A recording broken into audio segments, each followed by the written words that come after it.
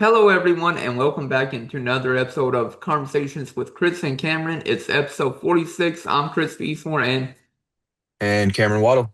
and we're going to be just talking about the terrible performance that UK had on Tuesday against Vanderbilt. I was so surprised and shocked that we lost 80 to 55, and then, of course, we're going to preview the Arkansas game on Saturday. Of course, it'll be the second game that UK has played, Mark Pope versus John Calipari. UK actually had a fast start last year against them in Rupp Arena, but then they started to slow down. Arkansas started to heat up, but we'll talk more about that later on in the podcast. We're going to be mainly focusing though against Vandy, like how did we get blown out? Like how did we get down by 24 points in the first half? Like why do we continue to start out slow and we were just terrible?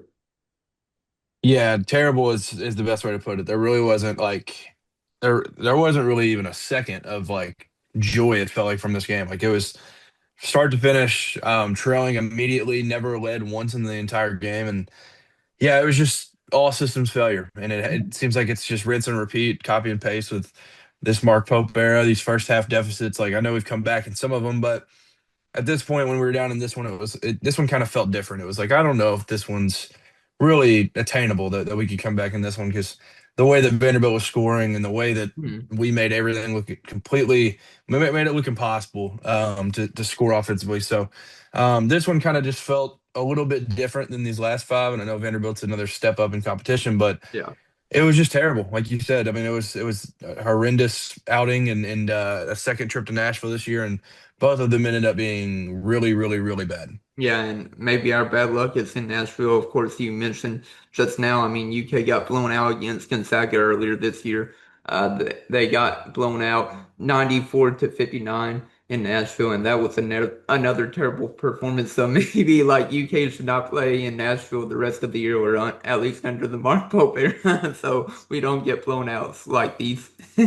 Yeah, I mean, honestly, it's so sad because we used to love Nashville and all those Yeah. Western Kentucky fans. They always make that trip and everything, and I mean, Blue got in last night and Yeah. they got absolutely all this thrown in their face, and so Uh-huh. it's been terrible. But yeah, like you said, maybe we should try to stay away from Nashville. But sadly, we'll have to go there and play Vanderbilt. We'll have to play the SEC tournament. Like, man, Yeah.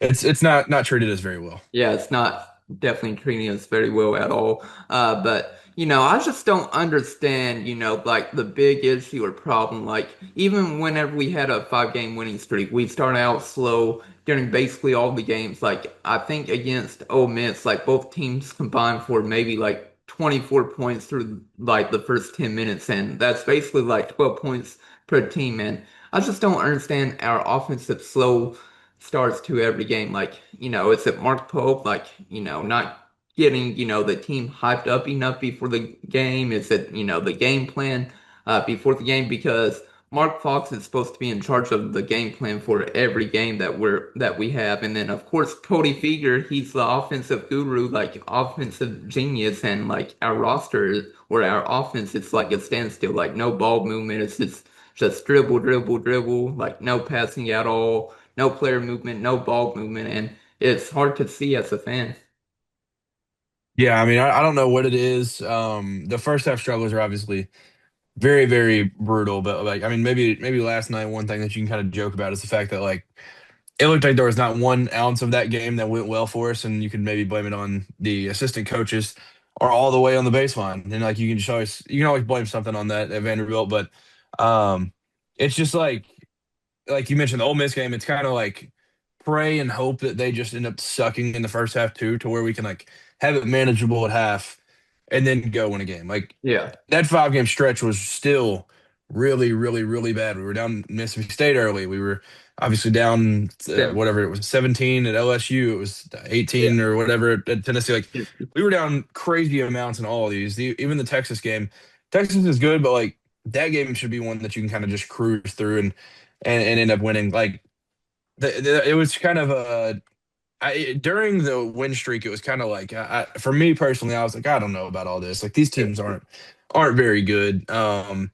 The Tennessee win, I think, is going to age well. But other than that, it's four of the bottom of the conference. It felt like, and maybe Texas is fine. But all of them you still started extremely poorly, and that's the Yeah. bottom of the conference, and the tough part's coming up. So Hmm. it's not like you can just kind of like bank on getting a bunch more like pity victories and just getting all these easy wins. Like that somebody's got to show up, and in these, even in the win streak, there's been an entire first half that's been absent, and that's like I feel like it's got to be on Pope because it's Yeah. he's the one that says they collect data or whatever. Like you still got to come out Hmm. and play a first half. You can't just go Yeah. out there and just go through the motions and play a bunch of hero ball at the beginning of a game because it's been absolutely horrendous. Like every single game, it felt like for the last probably this whole season. Really, I mean, there's not really been one game that you can look at. Like even the St. John's game early was kind of gross, but True. that's our one claim to fame right there. So this has just been a terrible overall season. I know injuries have been a big part of it, but Yeah. man, it's been ugly. Yeah, we're 14-7, of course, on the year. And you were speaking about injuries. I get it. We're without three of our starters with Jaland Lowe, Kam Williams, and Jayden Quaintance, but still, you should not be getting blown out against Vanderbilt. Like you cannot be losing by 25 points against them on the road. Like I get it if you lose against them. They've had a crazy year so far, 18-3. They were undefeated going into SEC play. Of course, they've lost three games, but like you cannot get blown out by 25. Like I get it, losing maybe by 6, 7, 8 points, not trying to make the joke, but you've got to keep these games close, competitive throughout. You can't continue to dig yourself into a hole every single game and try to climb out of it because like even before the season started, like for our previews, we're talking about UK basketball. I always mention my one goal for UK this year was not to get into these holes where we got down 10, 15, 20 points. And, Mark Hope, he has not proven me wrong so far because it feels like for a majority of these games against like major opponents, we keep getting these big holes and, it's just very discouraging to see. Yeah, very, very discouraging. And it was, I think it ended up being the third worst loss to Vanderbilt in program history. It was 2008, 1989, and then now this one, 25 points. It's just like, I don't care if it's me and you playing significant minutes for the team. Like losing by 25 is unacceptable at Kentucky. Like Yeah. there's zero excuse on your entire schedule. Like when we lost to that Duke team, that was unacceptable. In 2018, I know it was like the best team ever assembled and all this different stuff. But like even that was like, all right, this is not okay. Like you're still Kentucky, and especially that team in 2018. But even now, Yeah. yes, we're obviously not great. This team is very, very hard to watch a Mhm. lot of the time, and I hate it because some of these guys I really like, but like there's zero excuse for getting beat by 20 plus in a college basketball game when you were Kentucky. Like I don't Yeah. understand how that can ever happen. And I It's, just genuinely like don't know what this like what does this team do that like I don't understand why I brought this up last night. Like Pope, when he came to Kentucky, the video that went and made crazy circles around the entire world was they play offense like a video game. They're gonna score no matter what. This team is going to score. Well, you've got to have players that are going to do it, and that all comes back to Pope. Even if you're yeah. fully healthy, this roster is not constructed to be able to win games the way that you coach. You have to build your roster to how you coach it. You think if Tom Izzo just went out there and just went and got a whole bunch of just shooters with no physicality, you think he'd be okay? No, it would always fail immediately. You have to recruit to how you coach, and he recruited the complete opposite of how he coaches. I Yeah. think he got overwhelmed with an embarrassment of riches, and he was like, "Well, I mean, I know how to coach offense. I'll just go get all these defensive guys that are physical and go get rebounds and stuff where we can compete in those style games, and then I'll teach them offense." Breaking news: these kids are 18 years old and older. They're not going to be able to adapt their game completely to Mhm. be able to learn offense and still continue to keep what they have defensively. Like you're born the way that you are. You grow up Yeah. and get your style of play as you grow. You can't just teach these kids out of nowhere. And that's what I mean. Last year, there was out of that group, it was kind of like there's only a couple of these guys that are like the physical, defensive, like guys that he'd kind of recruited this year. Like Lamont Butler comes to mind. Mhm. Owe comes to mind a little bit where it was like he's going to go guard the heck out of somebody and he's going to go dunk one, but he's not going to light it up on the scoreboard. Outside of that, it was all filled with guys that were incredible, creative offensive players. Jackson That's Robinson, why that Kobe worked. Bray, yeah. Yes, they all were like all offense. That's what they were. That's how they built their name, all of this stuff. That's why it worked. You can mix it Yeah. in when you go with an entire roster to where always the guy that now has the ball in hand, Mhm. that's not going to work. Denzel Aberdeen, sure, he's had some good games. We've had a good record when he scored like 11 plus or whatever they had said on the broadcast. But still, it's like he has to work so hard for it. And it's also like early in this game, it was kind of like, when in the world did we become like just we're playing in the big three? Like this is just ISO one-on-one basketball. Like there's just no offense. There's absolutely nothing to it. And it was funny in the preseason, you could look at like Pope said that we're going to shoot 30, 35 threes a game or whatever. And now we're at the point that we shot 24 and it felt like way too much. Like Yeah. it's just this team is built incredibly poorly, and that's just the best way I can put it. Yeah, it's definitely built poorly. And talking about Kentucky, they have only led at halftime twice in 14 high major games. And, that's just crazy to think about, like how bad we are playing. Like to only be leading, at halftime in 14 high major games this season, two games. They've been tied in two others and trailed in 10 games. And, it's insane to think about. And then also, Kentucky has been outscored by 114 points in the first half of its 14 high major games this season. And, I always see these stats on television where, Kentucky, is trailing big during the first half and then they outscore their opponents like against their high major opponents. I don't know what the stat is now, but like previously maybe like 80 or 90 points they've been outscoring their opponents in the second half. And I'm thinking to myself, why can't we just do this, in the first half? Like blow out these opponents in the first and second half instead of getting blown out in the first half and trying to make that comeback in the second half. Yeah, and it's sad to say that like for me, like that would be awesome if we could just go get and dominate for an entire game. For me, it's just like, why don't you just actually like show up in the first Yeah. half? Because if you go into the first half and you go into halftime and you're tied, I feel pretty good about where we're at. Like he's proven he can get it done in the second half.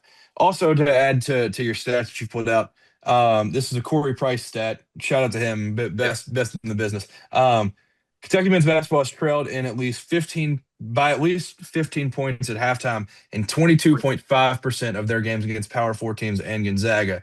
9 of the 40 games trailed Yeah. by 15 points. That's ridiculous. That is It is. like it felt like for most of my life, if you lost a game, it was the most heartbreaking thing in the world. If you got beat by like double digits, it was like, holy crap. Yeah. This is halftime where most of these games, you're not even really in it ever. Like, there's been so many times this year and last year where genuinely there wasn't even a chance of us winning the game. And Mhm. that's a complete problem. Like, that should never be the case. And um, it's just, it's ridiculous. I don't It, know I don't know what to do about the whole situation. Like it's just there's it's not really a bright spot. Like I was talking to some friends last night about it, and I was like, obviously, like there's no world unless we were able to figure out a way to lose out, and we went 14 and 17.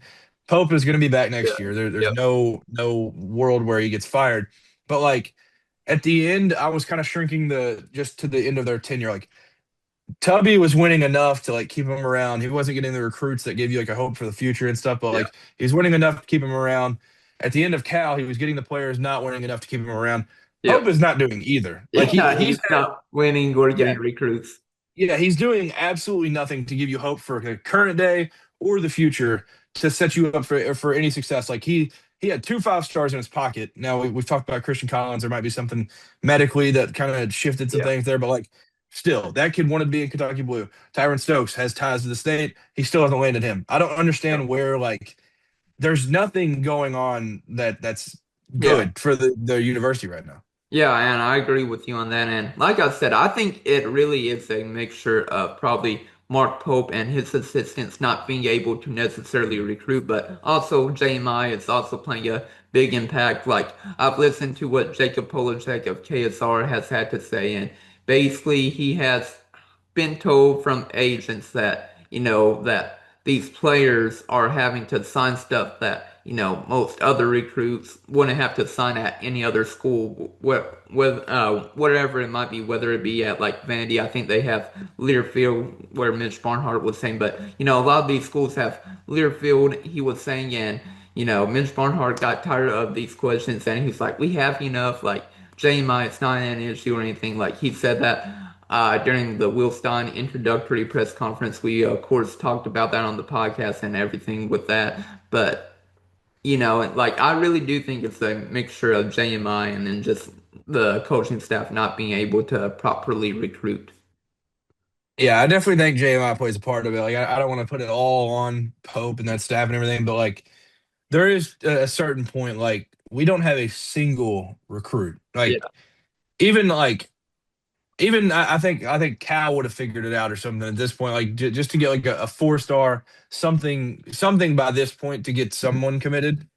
But we're at the point where we're more than halfway through the season and we don't have a single commitment. Like, I don't know where we are. But like, I know JMI plays a part of it, so I'm not putting all the blame on them. But Yeah. like, gosh, dude, it's just it's an absolutely terrible spot. I want to point out this stat too because I was just looking through Corey's Twitter. Um, Tonight is the fourth time since 2004 2005 that Kentucky only had two players score more than 5 points in a game. It was just Da and Owe. All right. It was tonight, and there was 2023 at Alabama, 2010 at South Carolina, 2009 at South Carolina. Like, it was a Yeah. historic night overall, and they popped it up throughout the night on the broadcast.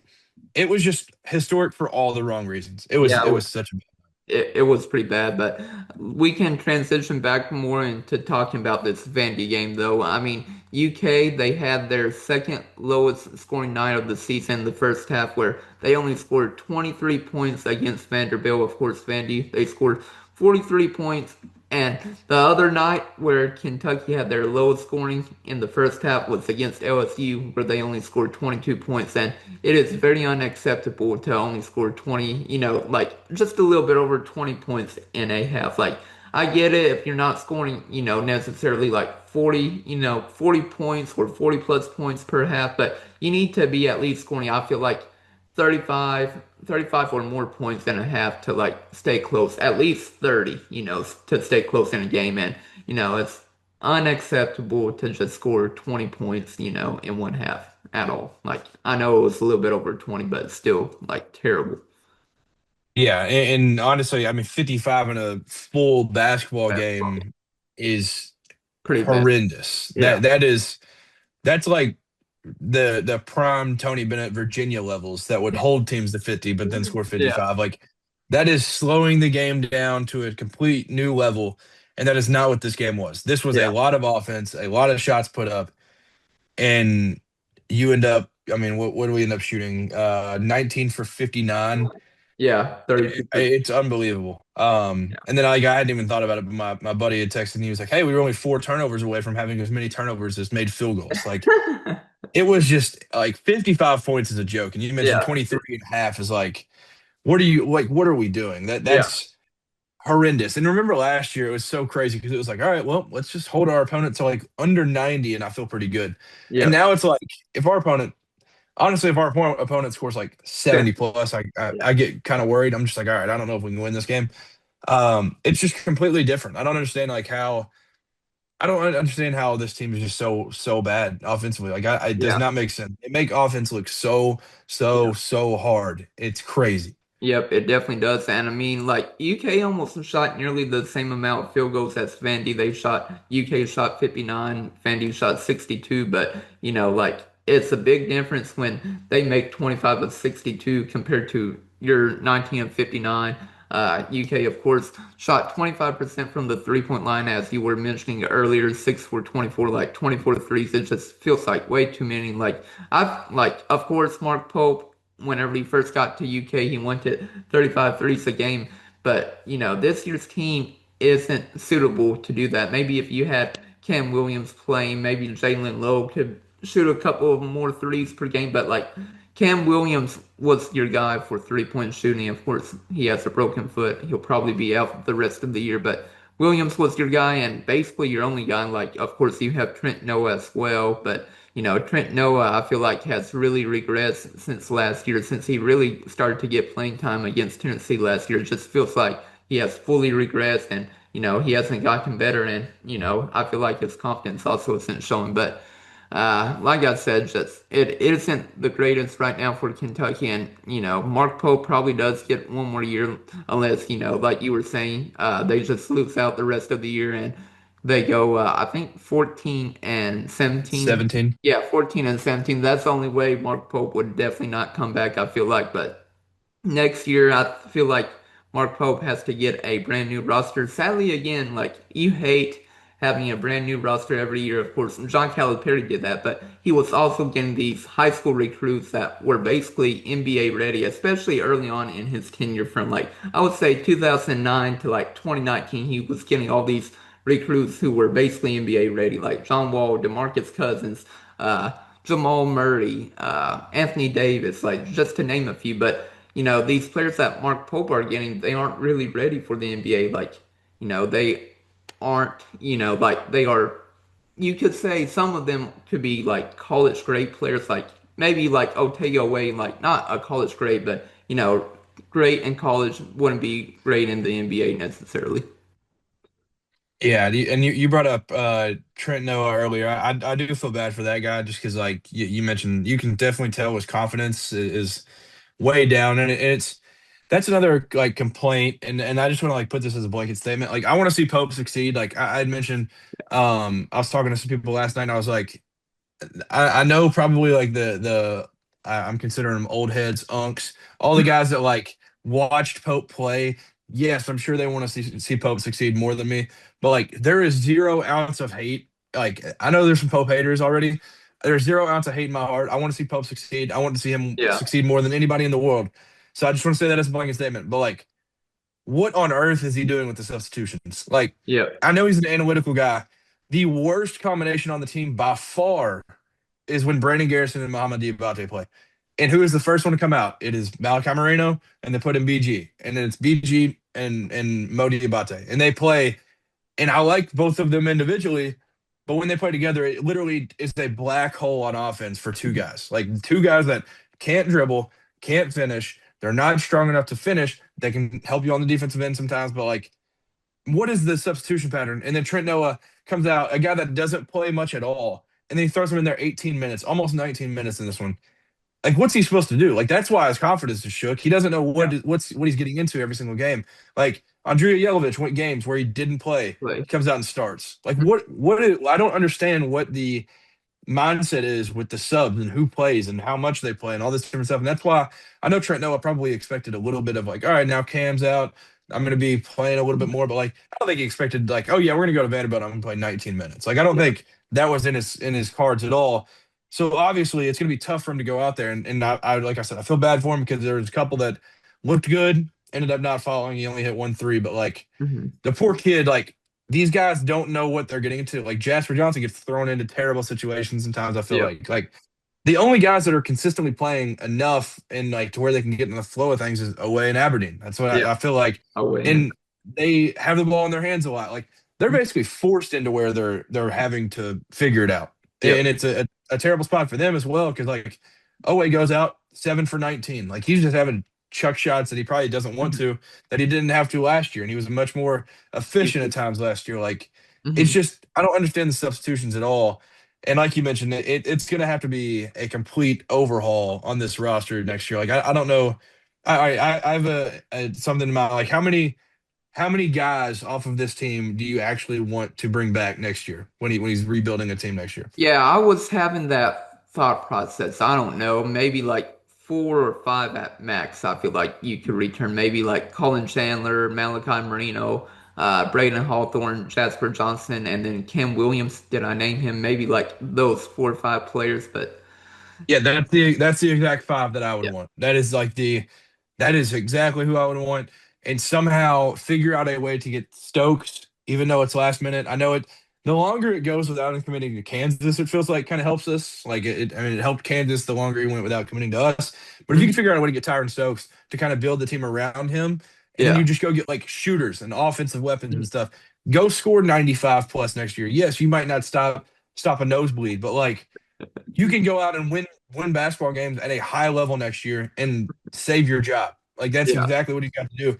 And I wish somebody could kind of get that across to him. Like, yes, we love Jayland Lowe. Yeah. Yes, we love some of these guys. Like, we love them as people. They've been awesome. They've worn, from what we've seen at least, they've worn the jersey with pride. Like it's been a lot of fun to have them. But like some of them, you just got to be honest with them. Like Yeah. this just isn't working. This isn't what we thought it would be. Yeah. You had mentioned in the last one they had kind of pushed out somebody last year that you Yeah. thought so like it's going to happen again. And I hate it, and I hate it for a guy like Mo Diabate that he was kind of seen as like the hardworking man that kind of just came in off the bench at Alabama. He's hoisted into a big role, huge opportunity. It's not necessarily worked out. And obviously we never expected him to be this offensive firepower Yeah. guy. But It's not necessarily worked out. yeah, I would say for Mo Diabate, like many were probably expecting close to a double-double out of him, like every game, whether it be like 8 points, 8 rebounds, or 10 points, 10 rebounds. Like everybody was expecting him to be probably close to a double-double, I feel like every game, along with getting some blocks and steals every now and then. Yeah, and he's the type of dude I feel like if you can get an efficient like 7 and 7 out of him, Yeah. like that would be incredible. But he Mhm. goes out 2 points, 7 boards, but he has the 2 points, and it's the hardest 2 points ever scored. Like it is like impossible for this man to figure out how to get the ball in the basket. Mhm. And it's just I don't know. Like he's a very hard worker. Even though I will say sometimes like one of them I think it was the second McLaughlin three he threw the softest closeout ever up. Like it gets kicked and he just turns. He's got a foot in the paint. He's like, throws his hand Yeah. up. Obviously, they're going to hit that. I don't care. I think Yeah. McLaughlin shoots like in the 20s or low 30s or something from three. Obviously, he's going to hit that. Like he's a college basketball player. And that's been the thing all year. It's like, yes, Yeah. they'll sit down and guard somebody. And then at some point, somebody's going to show the least amount of effort possible. And Yeah. somebody's going to smack a three. And then that's going to be what Yeah. it is. I mean, it was the Michigan State game all over, is what the early part of this felt like. It was like, oh, they're big men. There's no way they can shoot. They haven't Yeah. shot great all year. Well, they're still college basketball players. These guys still shoot it in practice. Like, they're going to figure out ways to make these shots if they're sitting there absolutely wide open. And that's Yeah. exactly what they did. Yeah, I agree with you on that. And then, of course, if y'all listen to sources say with Jack Pilgrim, he also did mention that like the one of the reasons why Mo Diabate isn't starting, or one of the reasons why he didn't start like a week or 2 weeks ago, Andre Yelovich took his spot was because he missed a film session and everything. And not, I don't think he missed it. I think he was actually late. So he was late to a film session. That's one of the reasons why he came off the bench like a week or 2 weeks ago whenever Andrea Yelovich was thrown into the starting lineup and everybody's like, what the heck happened? Like, why is Yelovich starting over Mo Diabate when, Yelovich wasn't even playing like he probably missed like 3, 4, or 5 straight games before that, before getting thrown into the starting five. Yeah, I mean, even with that, like that situation obviously sucks. And I'm glad that there's at least a little bit of discipline being applied there. But like, Yelovich, like you said, he wasn't playing at all. So I don't understand why that becomes the lineup where you're like, all right, well, this guy missed.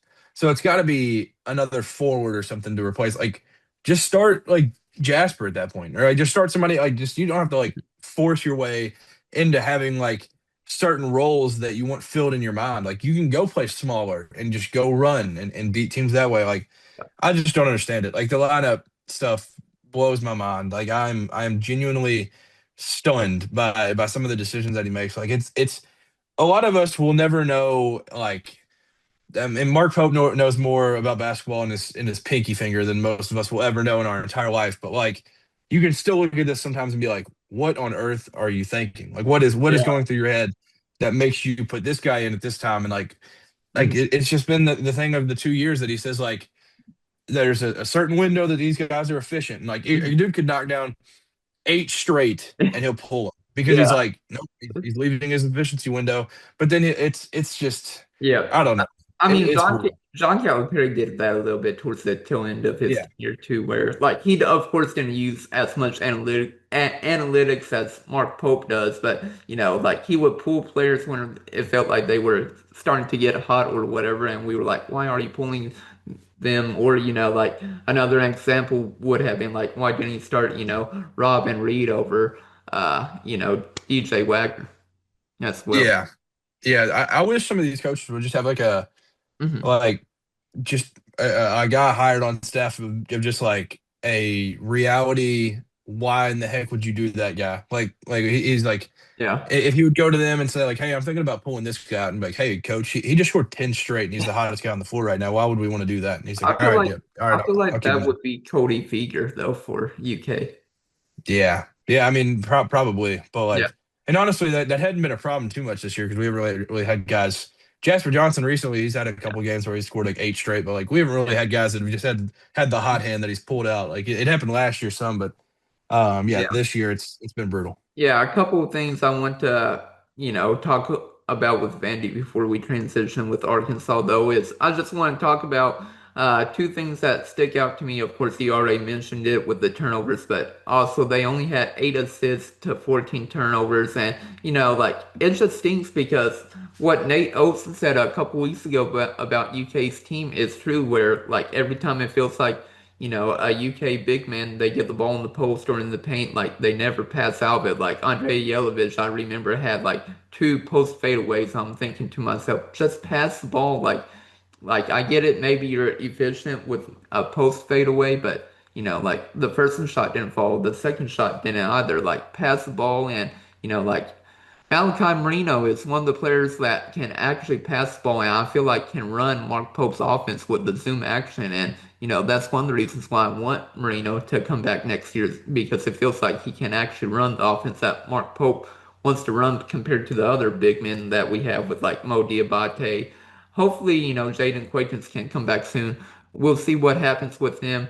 But, what Jeff Goodman with the field of 68 had to say wasn't positive, but hopefully he can come back, but he can't run the Mark Pope offense either. Like none of our big men can do that compared to last year whenever we had Amari Williams, and then of course whenever he was at BYU, he had Ali Khalifa that he could do that. But like other than Marino, and like of course Marino will get better, but you can't put everything on Marino to run the Mark Pope offense as a freshman. I feel like. Yeah, it's definitely a lot. And even last night when we were going into like a zoom action, Tyler Tanner just blew it up one time, went and got fouled on the other end. Like it was just kind of even when we would try to do something good, it would fail tremendously. Like and you said it'd be tough on him. I mean that's definitely the truth. It's a very complex offense and everything, and there's a lot of moving parts, and you got to make quick decisions and all this stuff. So that's part of the reason why we were kind of worried when it was like, oh, Jayden Quaintance might not play till December or something. We thought he'd be better than what he ended up being, and I mean he's not been very bad. Like he's still going through some injury stuff, so it's been tough with him. But like Malachi as a freshman, like this dude was playing for Great Crossing last year. Like we can't expect this guy to go into SEC play 1 year later and just start dominating, dicing guys up and making incredible Jokic passes like Amari did at times. Like he'll Yeah. figure it out.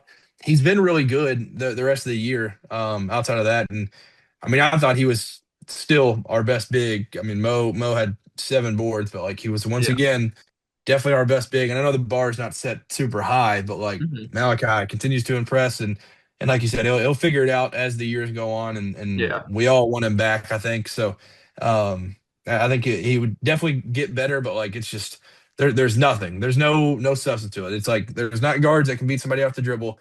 Jalen was the one. There's nobody that can beat him off the dribble. There's not really great zoom action being set up. Like there's nothing offensively that's going well for us. Yeah, I agree with you on that end.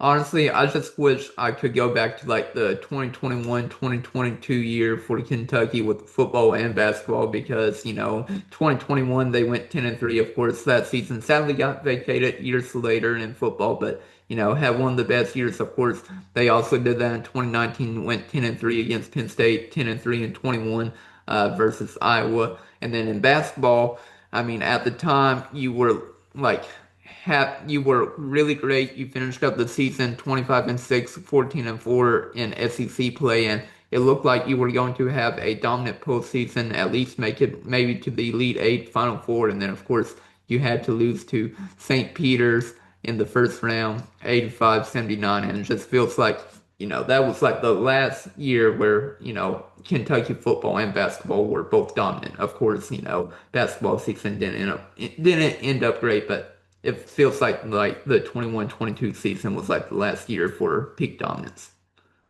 Yeah, that year, honestly, like people call me crazy for it. That's one of my favorite teams like ever. That 21-22 team, I absolutely loved. And I know since then, Tata had some comments and stuff that kind of flipped the narrative Yeah. of how Kentucky fans felt about him, and so that's shifted a little bit because of like what he had said last year when we lost to Arkansas. But like So, that team was awesome. They were phenomenal. I mean, I don't understand.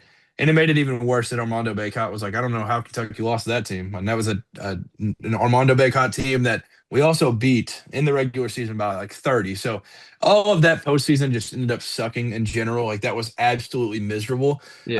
Um, but like you said, we were dominant in both. And shout out to Indiana. They were playing Purdue last night, brought out Kurt Signetti, who just went 16-0, had him talk on the speaker at half court. And they honored all the guys, and then they go out and beat their in-state rival. Like, good Yeah. for them. I know they're not like dominant in basketball. They're not great at basketball right now, anyways. But like, Same with UK, it- same record, 14-7.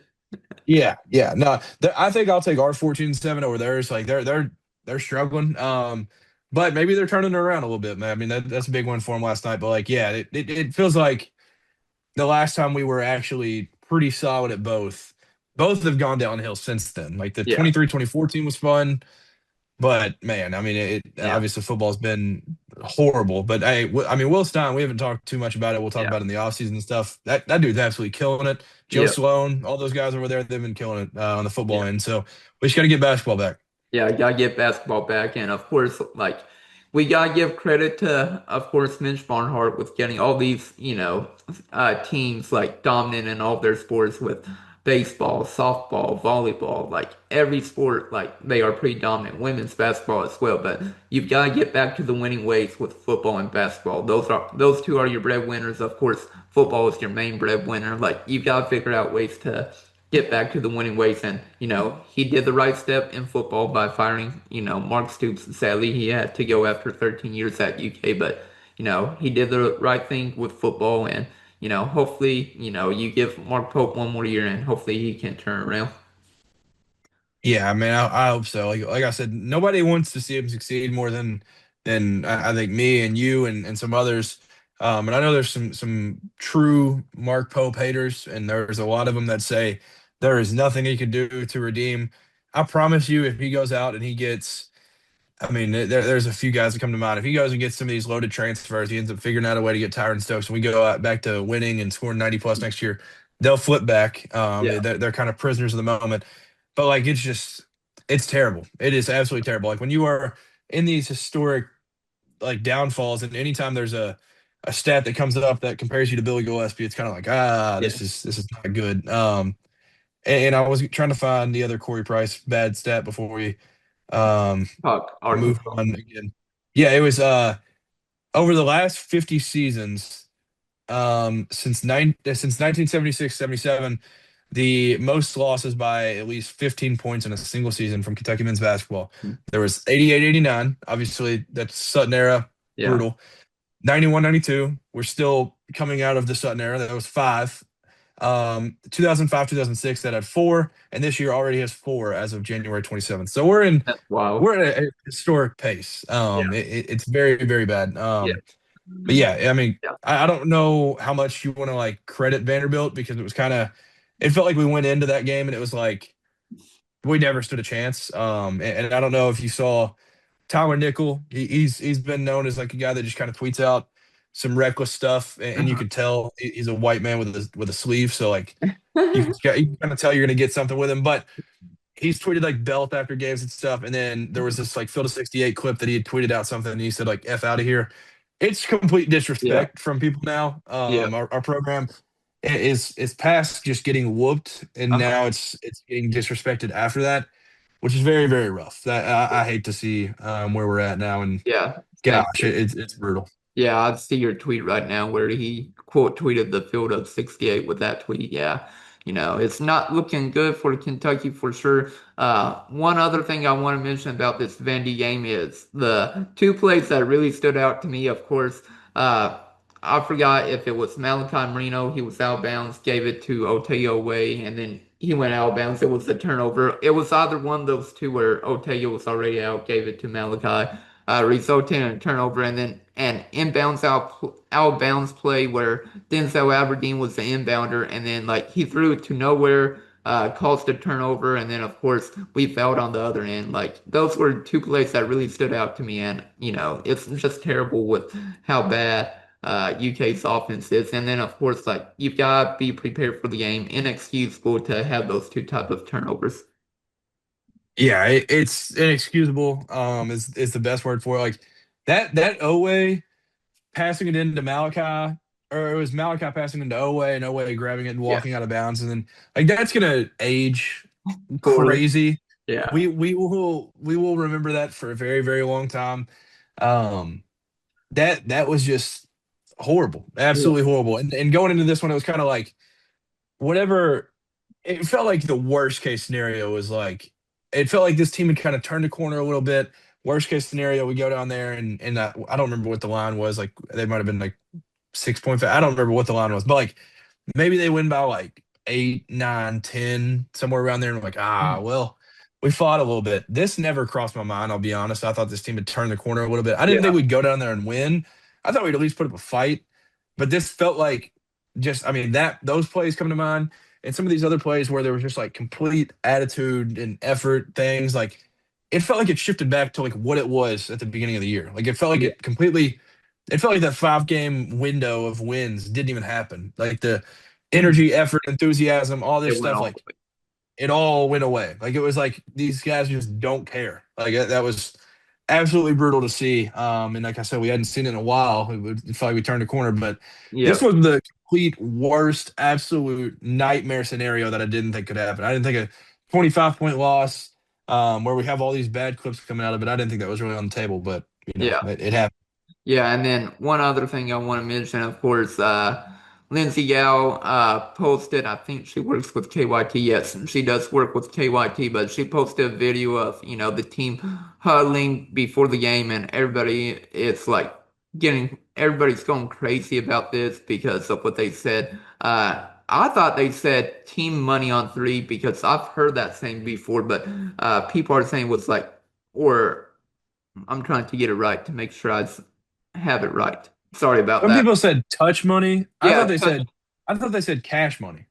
yeah, people were thinking was touch money on three and I thought it was catch money on three and I feel like I've heard catch money on three like plenty of times during sporting events or games, but people were saying was touch money on three and really like, I really don't think it's a big deal at all, like what UK said before the game, because I've heard people say catch money on three. I really don't think they said touch money on three, so people made that a big deal before the game.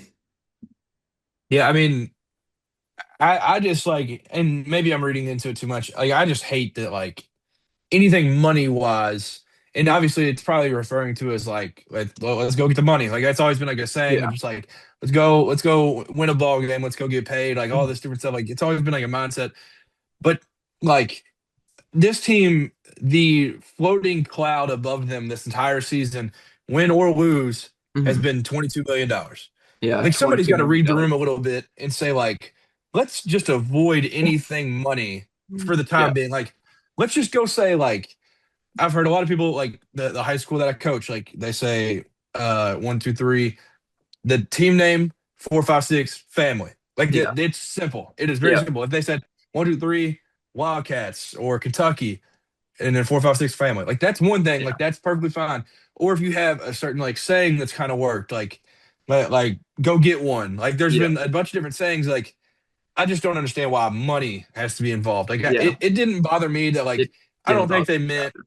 yeah, I don't think they meant like touch money. Let's just go get our money and get out of here. Like that's Yeah. what I think a lot of people thought it meant. I don't think it meant that, but it Uh-huh. obviously is a very, very, very bad look when Yeah. like college basketball media is seeing that and they're like, well, this is the current state of Kentucky basketball. All these guys got paid a ton of money, and now they're saying touch money before the game. Like this is Yeah. before a 25-point loss of Vanderbilt. Maybe let's just avoid all of the money stuff because like the 22 million has been looming all over this team all year. Yeah. Avoid that. Go say family or I mean anything. Like anything is on the table there. Why do you have to go towards the money aspect of it? I don't Yeah. understand that. Yeah, I agree with you on that. But that's all I really have talking points for with the Vandy game. Do you have anything else before we talk about Arkansas, we'll only talk about them for a little bit just because, like after losing to Vandy, I feel like we both think UK might get blown out against Arkansas, especially since it's at Fayetteville too. First game for UK to travel there. Of course, Arkansas traveled to UK last year, Lexington for the game. Yeah, well, I would say if they were gonna show Mark Byington sleeping in his office one more time, I would have lost my mind. That's kind of the last thing. And it also I mean, this comment kind of just got under my skin. I think it was just me like being aggravated about us losing the game and losing in that fashion. I'm trying to get the exact quote that Mark Byington had said after the game. It was something like we wanted to win this game for Nashville. These guys are and he mentioned it in a joking matter, but I was like, this just aggravated me. Yeah. He was like, we wanted to put on a show for this city. We wanted to make these fans happy. I know all the fans in blue are probably sad, but they can go to Broadway and get drunk or something. And I was like, all right, man, like it's getting personal. Like, why are you going there? Like, Yeah. say, and also everybody's dealing with the ice storm. Like, I Yeah. can't even like move my car. I've been to take other vehicles. Like, everybody's dealing with this ice storm, man. Like Yeah. it's not just like just Nashville got hit. Everywhere in the entire U.S. it You. feels like is going through this. Yeah. Don't act like you're kind of on your own island. That Yeah. was kind of the final thing with Mark Byington. I feel like he's a pretty good dude overall. He's been pretty Yeah. fair overall, but like, come on, man. Well, what is Yeah. that quote? Yep, and then of course over here in Ohio we got over like 12 inches of snow, so easily over a foot of snow here, so very crazy.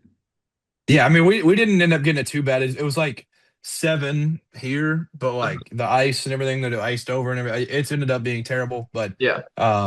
yeah, no, everybody's dealing with it, Mark. Yeah, luckily no ice here, thankfully for me, because like I could not drive my car in ice if we got that for sure. Oh, the ice is the worst. Yeah. Like it's Yeah. just so annoying because it's like Yeah. it's also always in the worst spots too. Yeah. That's always the thing with it. Yeah. But let's transition to Arkansas. We'll quickly talk about them and then we'll wrap up this podcast. Of course, you cannot forget about their two guards that they have. Basically, the two-star players for Arkansas, both being freshmen with Darius Cuff Jr. and then, of course, Malik Thomas. They are both doing great for them. And, many people are saying, like, they could potentially be the best guards that Kentucky has ever had, the best backcourt that John Calipari has ever had. I'm thinking to myself, there's been so many better guards than them, like Tyler Ulis and Jamal Murray, John Wall, Eric Bledsoe, just to name a couple, of De'Aaron Fox, Malik Monk. Like, I feel like those players could easily be better than the backcourt that they have currently. Yeah, the backcourt overall, I don't even think it's a debate. I think it's probably I don't even know where it would rank in all time backcourts for Cal, but like it's not that. But when they bring up the best guard, Acuff is like entering a territory that I didn't think he would get to. I still Mhm. think clearly above him is I mean John, a couple guys from Memphis. Derrick I mean Rose. you can get Derrick Rose, but then you got clearly I think John Wall. I still think Brandon Knight as a college player is much better. I mean if you want to talk Marcus Teague, obviously he wasn't the best player in the world, but he's got a national championship ring. I DJ think he's Wagner. still kind of yeah, yeah. Dewan, I mean, his pops, he was great. I mean, just like Jamal Murray, Tyler Ulis, the Yeah. Harrisons, I think are still better. Fox is better. Maxey, Shea, Reed, Rob, like the list goes on. This Yeah. guy's not in that territory yet, but he's getting closer to that territory than I think a lot of people are ready to mention. Like in the Oklahoma game that they were playing last night, I was keeping it on one of these like Yeah. quad boxes, and they mentioned like two different stats, I think it was, and it was like the first to do this since John Wall. And I was like, oh shoot, like it's getting at that point now. He has been really, really good. He started a little bit slow, but Yeah. Malik Thomas is not. He just now started starting for them. Like it was still Yeah. DJ Wagner starting Wagner. above him. Malik Thomas is not Uh-huh. even sniffing. Honestly, I mean, this might be just being rude, but I don't think he's sniffing top 30 guards of Cal. Like he's not in that territory. He's Yeah. not. Darius Acuff, really good player, Yeah. but the rest of them, you can sit Malik Yeah. Thomas aside. Yeah, of course. And then just talking a little bit about Arkansas, they are 16-5 on the year. They just were able to barely squeak by a win, but it's a win. UK did that for 5 straight games before their most recent matchup. But Arkansas, they were able to defeat Oklahoma 83-79, improving to 16-5. Of course, the next game is Saturday at 6 at 6:30, where UK travels to Fayetteville to take on Arkansas. UK, of course, lost to them last year, and like it was a game where it was close at the very beginning, but then Arkansas was able to just pull away in the second half and throughout the whole game. And UK lost, and UK is trying to get the revenge. But like I said, it's going to be very hard because UK is without their three players, their starting point guard. But for Arkansas, like we mentioned, a Cup Junior, Malik Thomas, but for a Cup, he's been averaging 20 points per game, 6 assists. Basically 3 rebounds, and then also adding 1 steal, shooting basically 50% from the field, and then also 41% from the 3-point line. Those are just two crazy stats that just stand out. And then talking more about Malik Thomas, he's averaging 15 points, 3.6 rebounds, 3 assists, 1.5 steals, and then of course shooting 42% from the field, and then basically 40% from the 3-point line. So those two players are crazy just to be able to shoot, 40%, near 40% or above 40% from the 3-point line.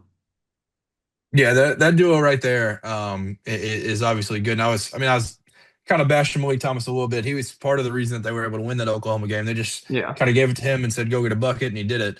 But yeah, that duo is going to be a tough one. And Darius Acuff, for him, I mean, bully ball is like kind of the Mhm. definition. Like he can shoot 41% from three, but he's also going to be one of the strongest players on the court at all times, and that's kind of scary because we're not the strongest team in the world. Mhm. I mean, we're not the skinniest by any means, but if you look at Yeah. Vanderbilt, this is one last thing I guess I could mention. Like they came into the contest last night. Vanderbilt did 13th in the SEC in rebounding, and they out rebounded us. Like that Yeah. is not a physical dominant team. Mhm. Arkansas, on the other hand, they kind of play like three bigs. I mean, they don't play them all at one time, but they have like Yeah. three true bigs. They have Acuff that's strong. Malik Thomas Yeah. isn't the strongest in the world, but like we know kind of what they've got, and they have a lot of strength around them. So Yeah. it's not going to be easy, especially with those two elite Yeah. freshmen. Yeah, they basically just play an 8-man rotation for majority of their games.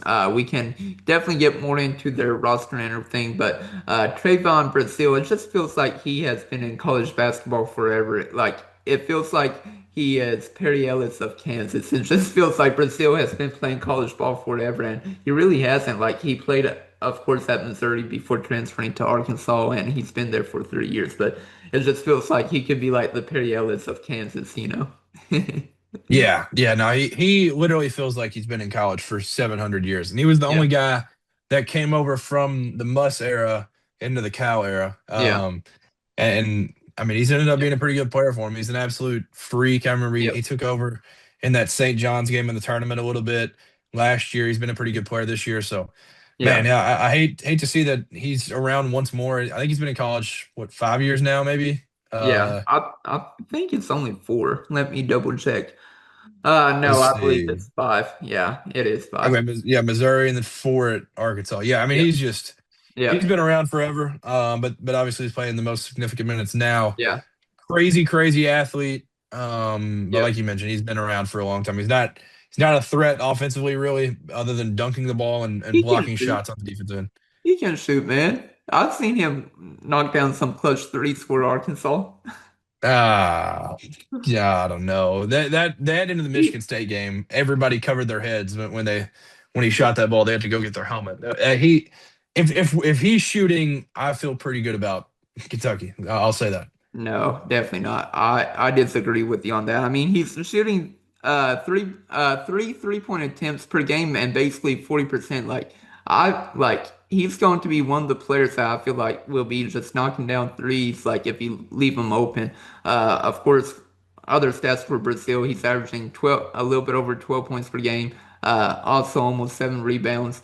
1.4 assists, 1.6 steals, and 1.2 blocks. But he's one of those players that I don't feel confident if you leave him open for a three, like he's going to make it. Yeah, I would be against it. I know the numbers look decent. He's one of those guys. If you just watch them play, it's atrocious when he shoots the ball. Like he doesn't want to. He shoots those because he's wide open. I think he's taken 58 this year. I mean, I don't.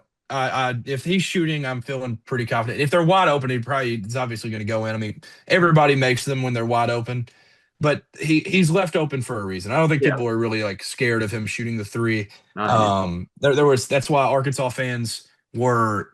horrified when he got the last shot at the end of the Michigan State game because there were other guys that were doing pretty well, and then he gets the last shot, and it Well, obviously clanks off the back of the rim and had never had a chance. I don't know. I well, would say there's probably five other guys I'd be worried about yeah. more than Trevin Brazil. Well, that end of the game against Michigan State was awful for Arkansas, to be fair. It was, but like the fact that it ended in a Trevin Yeah. Brazil three was Three. just like, all right, this Mhm. this Yeah. is this is atrocious. Yeah, but continuing to talk about their roster, though, there was one player that I really wanted UK to go after. Of course, they didn't. It was Malik Ewan. He came from Florida State, transferred to Arkansas, and he's been doing very well for them, averaging basically 10 points per game, along with 5 rebounds and 1 assist. And I thought he could have taken over the Marty Williams role. Of course, right now he's not getting a lot of assists for them with only one, but he's also shooting 62% from the field, and then 66.7% from the 3-point line. But that was one of the players I really wanted UK to target. They never did, and like he's been killing it over at Arkansas. Yeah, they kind of run that like Malik Ewan, Nick Pringle like duo. They kind of just like go in for each other sometimes, but um they just just one of them pops off every game. It feels like one of them. Yeah. All they need to win a game is one of those two guys to play well. Like their guards are going to bring it every game. Hmm. Trevin Brazil is going to bring his firepower every game.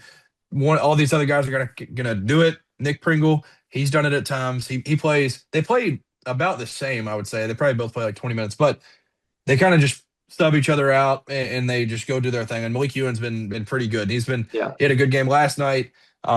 He's a physical guy. He's averaging 5 boards a game. Hmm. Yeah, he's a good player. He's gonna be pretty solid. Did Kentucky reach out to him in No, the portal? Kentucky never reached out to him. I wanted Never reached UK out to to him. out to him, but they never did.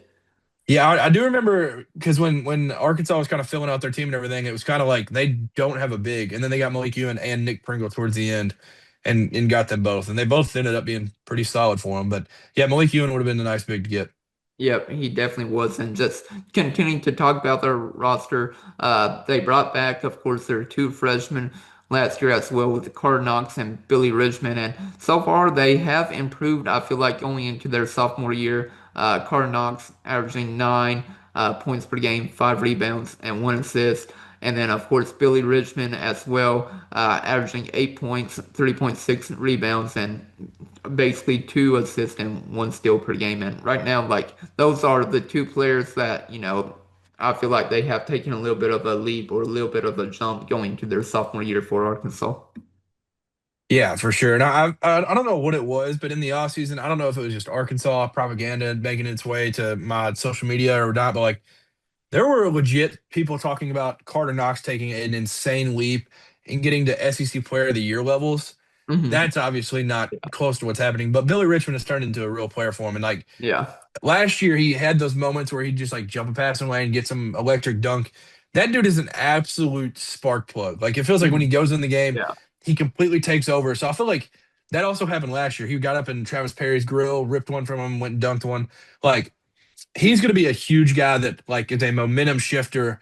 And Bud Walton Arena, like if they get like a Billy Richmond go in there, jump the passing lane, go dunk one, like those are crazy, crazy momentum swings. So he's one of those dudes that like if we can limit him and get him frustrated and stuff, I think he's going to be really, really important for us to have Hmm. kind of out of the game. Like we cannot let him. Yeah. We can kind of take his electricity and all this stuff to an advantage if we can draw fouls on him and do all that and get him out of the game. But he's definitely a spark plug. And like you said, he took a big leap going into this year and averaging 8 points for him. So he's going to be a tough one. He's a guy that when he was committed to Kentucky, he was a 4 star, and I was like, yeah, man, I think this guy's gonna be nice. He's gonna be a player Yeah. for us for a couple of Good years. defensively. Yeah, yeah, good defense. He's just, oh, I mean, he's extremely ecstatic all the time. He was a guy I was excited for. Then he goes and follows Cal down there, and he's been good for him.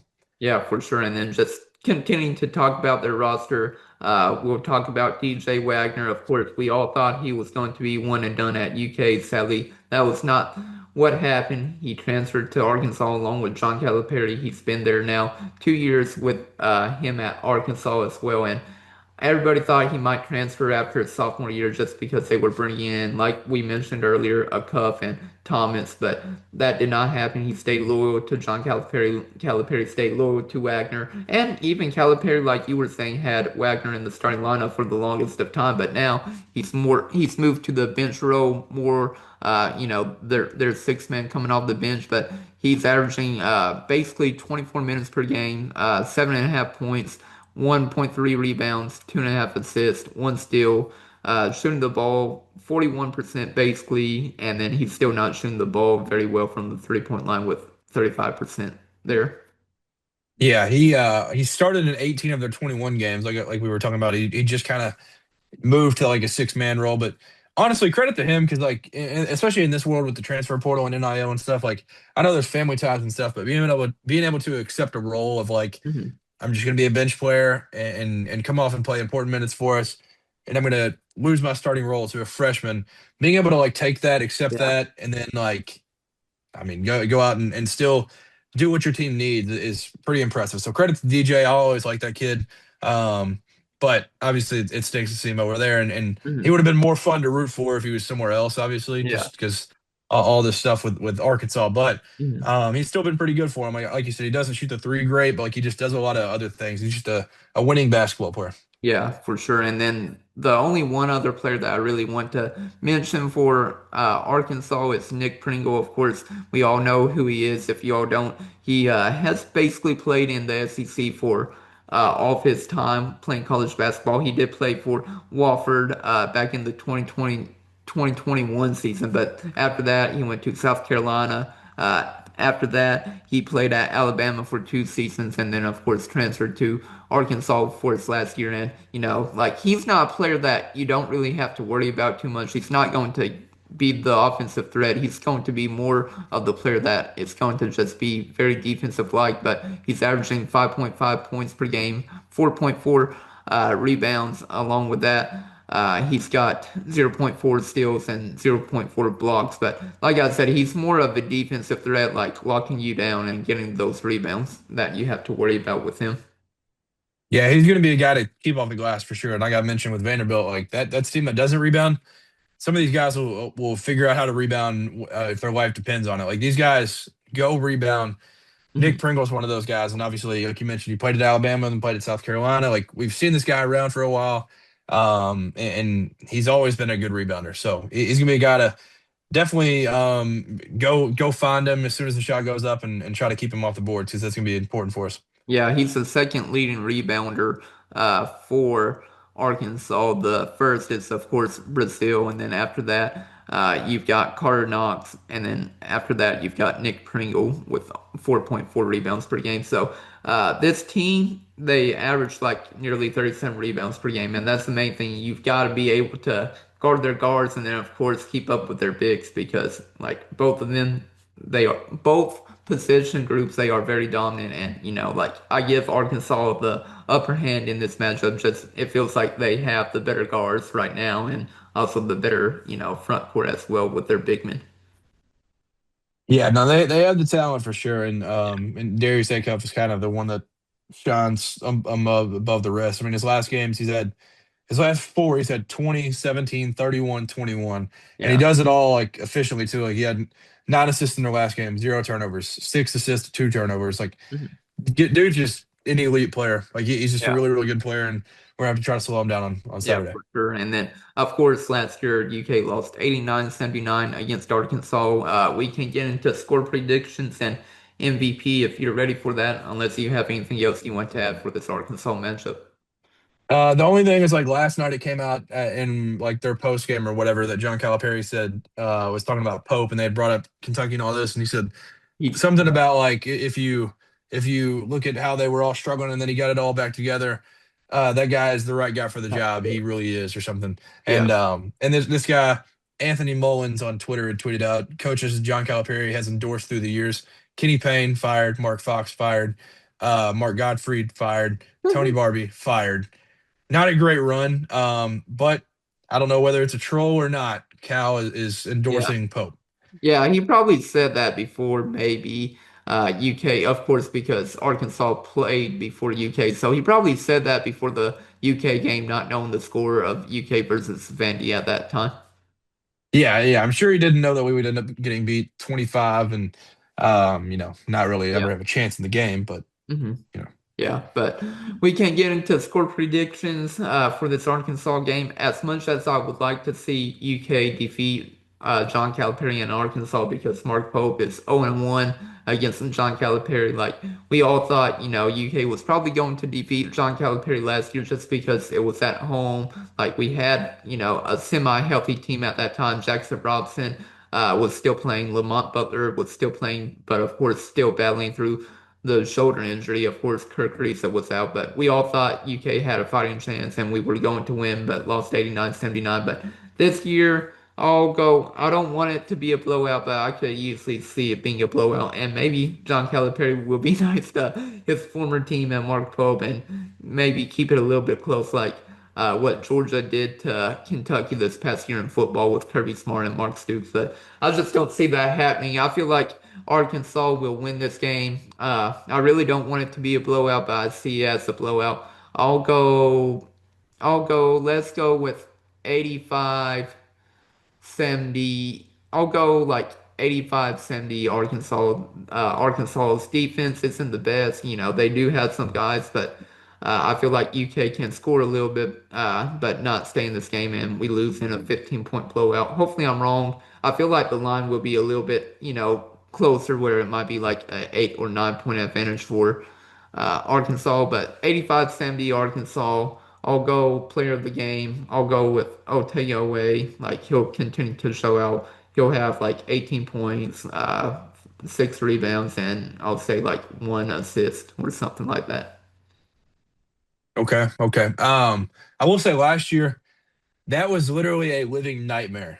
Yeah. Like watching us was because of how bad Arkansas started SEC play and all that. Yep. I was Oh, talking to five. my buddy that was they started horrendous, and then they come into that one with a couple games rolling and stuff, but like they still weren't in great shape. They were coming into that game 1-6 Yep. in SEC play. So like last year I was with a friend and he was like, "What are you gonna do if you lose?" And I was like, "I mean, gosh, I hadn't really thought about that. Like I thought this is just we're just gonna win this game. Like this is what Cal can't deal with these offensive teams that can shoot it like this. Yeah. They come in, smack us in the mouth, and prove that we're gonna have some athleticism to be able to compete with these teams. Last year was a nightmare, Yep. as bad as I could have imagined.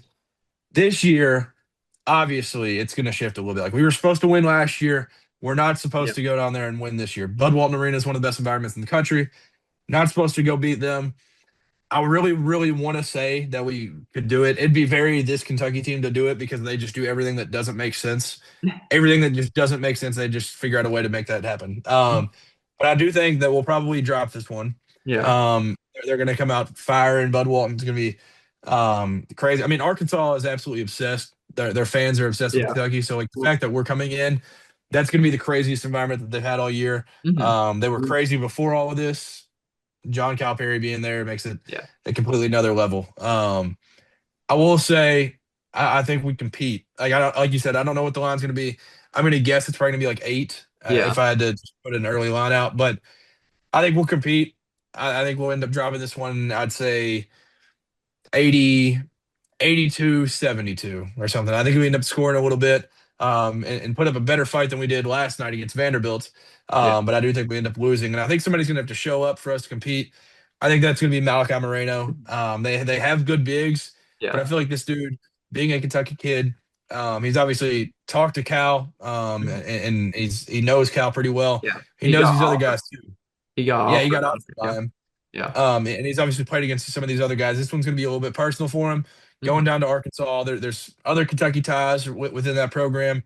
I think it's going to be a little bit personal. He's going to go kind of dominate and be able to shock these older big men that they have and come out as a freshman that plays pretty well for us. Hey, that would be great if, Malachi Marino can like come out and play great against John Calipari in Arkansas, but hopefully we're both wrong and UK can actually get the win against Arkansas, but they just don't feel confident after what happened last year and then of course what happened last game against UK with Vandy. So hopefully we're both wrong. UK gets the win.